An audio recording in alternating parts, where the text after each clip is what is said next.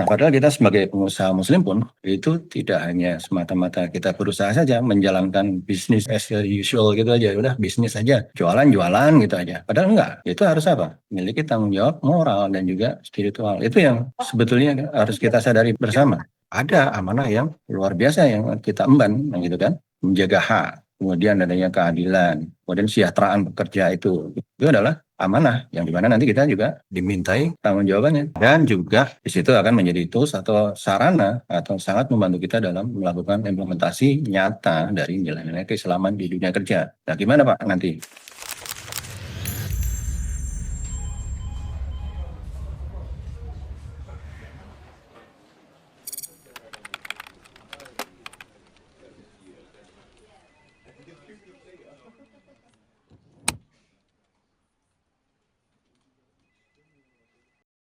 Baik, Assalamualaikum warahmatullahi wabarakatuh. Bapak dan Ibu sekalian, Waalaikumsalam warahmatullahi wabarakatuh.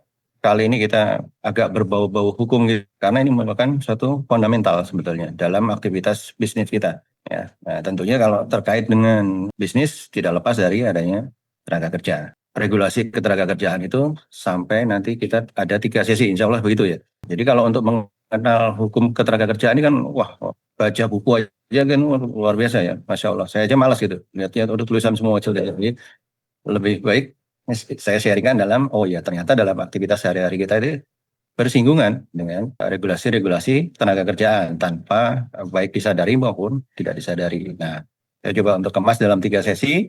Sesi pertama malam ini adalah tentang aturan perusahaan dan insya Allah di pekan mendatang itu ada tentang status karyawan. Itu juga penting.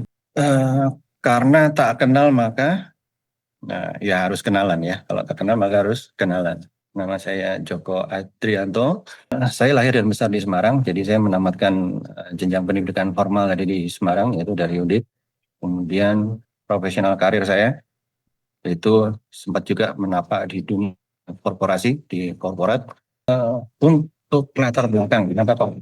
Karena dari beberapa pengalaman kami, baik sebelum saya bergabung di Siada maupun ketika di Siada Consulting, itu adalah banyak pelaku bisnis atau pengusaha itu ternyata belum memahami tentang undang-undang tenaga kerjaan. Ya, jadi di perusahaan itu banyak yang tidak dijalankan sesuai dengan undang-undang. Ya, aturan-aturan ada, tapi basisnya adalah ya dari common sense ya, dari logika aja, logika berpikir dan bahwa ketertiban itu perlu. Nah, itulah mulai dilakukan aturan-aturannya. Tapi dasarnya apa? Mereka banyak yang belum tahu seperti itu. Itu pun masih banyak yang secara verbal ya, secara lisan saja, tidak atau belum tertulis. Nah, ini juga ada risikonya nanti. Nah, padahal kita sebagai pengusaha muslim pun itu tidak hanya semata-mata kita berusaha saja menjalankan bisnis as usual gitu aja, udah bisnis aja, jualan-jualan gitu aja. Padahal enggak, itu harus apa? Memiliki tanggung jawab moral dan juga spiritual. Itu yang sebetulnya harus kita sadari bersama. Ada amanah yang luar biasa yang kita emban, gitu kan, menjaga hak, kemudian adanya keadilan, kemudian kesejahteraan pekerja itu adalah amanah yang dimana nanti kita juga dimintai tanggung jawabannya dan juga di situ akan menjadi tools atau sarana atau sangat membantu kita dalam melakukan implementasi nyata dari nilai-nilai keislaman di dunia kerja. Nah, gimana Pak nanti kok bisa nilai-nilai keislaman itu diimplementasikan melalui adanya aturan perusahaan? Oh, jelas Bapak Ibu bisa membuat aturan-aturan yang terkait dengan atau berlandaskan dari syariat. Nah, baik Bapak dan Ibu sekalian, kita di Siada Consulting itu kita mempunyai namanya Siada formula seperti yang tampak di layar Bapak Ibu dan sekalian. Di mana kita melihat bahwa people terutama dalam bisnis kita itu adalah semuanya harus berlandaskan pada yang takwa. Jadi landasan kita utama kita adalah ketakwaan kita. Di bagian kanan itu ada 5 pilar, pilar manajemen dalam suatu perusahaan. Nah, kita masuk di dalam hal ini adalah human capitalnya. Dan human capital itu kalau dibedah itu ada salah satunya adalah pelaksanaan dari regulasi atau aturan yang berlaku. Nah, aturan di perusahaan itu ternyata di negara kita itu juga ada dasar hukumnya. Masih banyak pengusaha yang belum memahami. Berapa kali ada yang nanya ke saya, Pak, Undang-Undang Nomor 13 itu masih ada nggak sih? Kan udah jadi ciptaker Pak. Kan di sini bahwa Undang-Undang Nomor 13 tahun 2003 itu tentang tenaga kerjaan sampai saat ini masih berlaku. Tetap kita pakai di Undang-Undang Nomor 13 tahun 2003, tetap kita pakai. Kita buka juga yang Undang-Undang Nomor sekarang Undang-Undang Nomor 6 tahun 2023 tentang Cipta Kerja. Itu tetap kita pakai. dan didukung dengan adanya PP. Salah satu yang kita bahas pada malam hari ini adalah PP nomor 35. Ini adalah dasar hukum dibuatnya aturan perusahaan atau di perusahaan. Nah, kalau nggak buat, itu ternyata ada sanksi hukumnya juga. Nah, gitu kan. Tentunya sanksi hukum itu juga bertingkat, mulai dari preventif edukatif. Nah, ini kan diberikan pemahaman, pengarahan oleh siapa? Oleh disnaker. Oleh siapa disnakernya? Oleh pengawas ketenaga kerjaan. Kemudian meningkat. Kalau diberikan edukasi belum juga dibuat, ada preventif yang namanya justisi. Ini tindakannya lebih di atasnya lagi, tidak edukatif, tapi lebih kepada peringatan, ya seperti itu. Peringatan masih juga bandel nih, nggak dibuat juga, atau dibuat tapi tidak disahkan, itu kita bisa masuk ke sanksi pidana bahkan.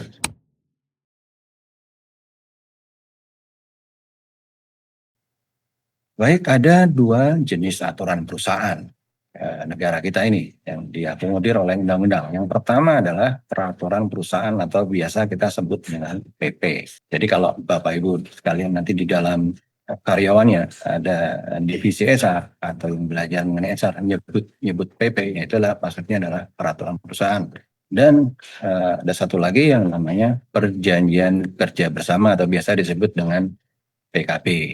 Kapan PP itu harus dibuat? Yaitu ketika perusahaan Bapak Ibu sekalian memiliki minimal 10 orang karyawan. Bayangkan 10 orang karyawan itu udah mulai wajib harus ada PP. Kenapa kok 10? Ya 10 ini berdasarkan dari pengalaman. Ya tentunya teman-teman di Menaker dulu menyusun ini tidak hanya mata-mata 10 aja enaknya gitu kan. Tapi dari pengalaman dari sebelum-sebelumnya mereka kajiannya mendalam ya. Jadi bahwa 10 orang itu sudah mulai bisa muncul potensi konflik yang kalau tidak digawangi atau diatur oleh undang-undang itu akan menjadi besar dan menjadi disharmoni. Kemudian peraturan perusahaan ini disusun oleh siapa? Oleh perusahaan dan mempunyai masa berlaku itu 2 tahun. Itu tentang PP. Nah, bagaimana dengan PKB atau perjanjian kerja bersama? Itu bedanya adalah wajib ada apabila di tempat Bapak Ibu sekalian ada yang namanya sertifikat pekerja dan diminta. Nah, ada kata-kata ini. Loh Pak, nggak minta Pak. Gitu kan. Ada sih serikat pekerja, tapi anteng-anteng aja. Ya udah kok, kalau mereka anteng, ya kita anteng aja lah. Gitu kan. Nggak usah bikin PKB. Nggak usah cari masalah. Oh, kok cari masalah? Iya, karena nyusun PKB itu lebih lebih panjang prosesnya, lebih berat daripada kita nyusun PP. Ya sudah, kalau kalau mereka nggak minta, kita bikin apa? Bikin PP saja, tadi peraturan perusahaan.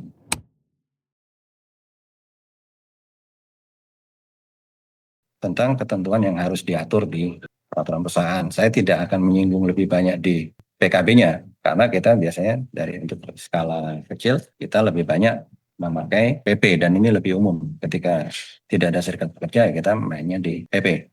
Apa aja yang diatur sih? Ada pelaksanaan jam kerja lah ini. Kemudian penggolongan jabatan yang mendapatkan lembur. Nah, Bapak Ibu sekalian, tidak semua jabatan itu di kantor itu mendapatkan lembur. Nah, itu undang-undang mengatur kita itu boleh menyelisih undang-undang ketika bentuk penyelisihannya itu lebih baik daripada undang-undang itu sendiri.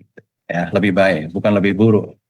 Pak, saya nggak mau bayar lembur semua lah, itu malah parah. Ya, itu ada hak yang tidak tersampaikan nanti. Kita bicara tentang manfaat. Pak, kok ribet ya Pak ya? Bikin aturan ya, disahkan segala macam ya. Manfaatnya apa sih Pak? Yang jelas adanya kepastian hak dan kepastian kewajiban dari dua belah pihak, dari karyawan dan perusahaan itu ya kita jaga.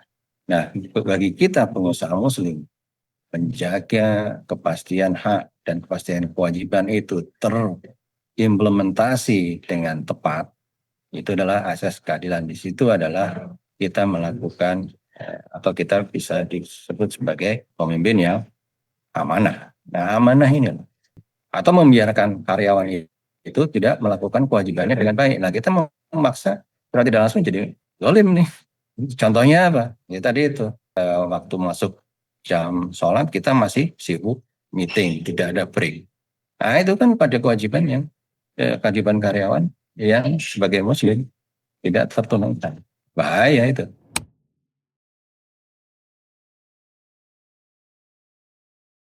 Ini bagian akhir. Ini nggak usah diapalin Bu, Bapak.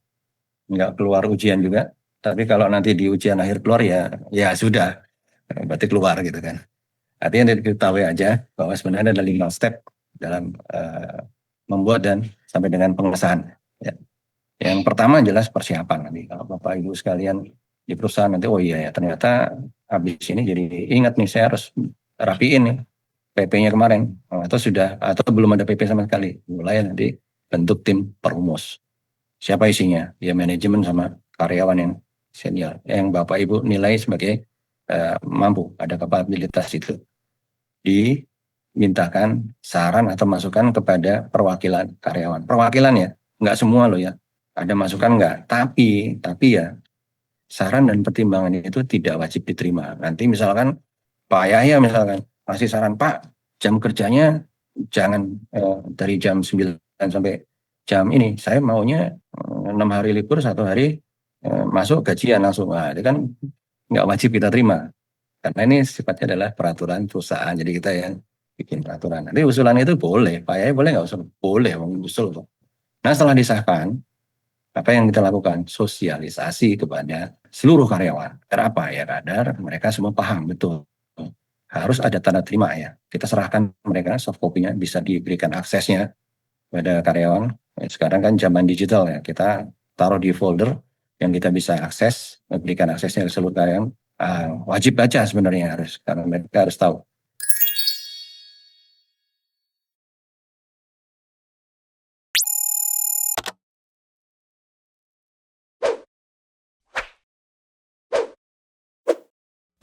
Halal, Transform, Accelerate, Ziyadah Consulting.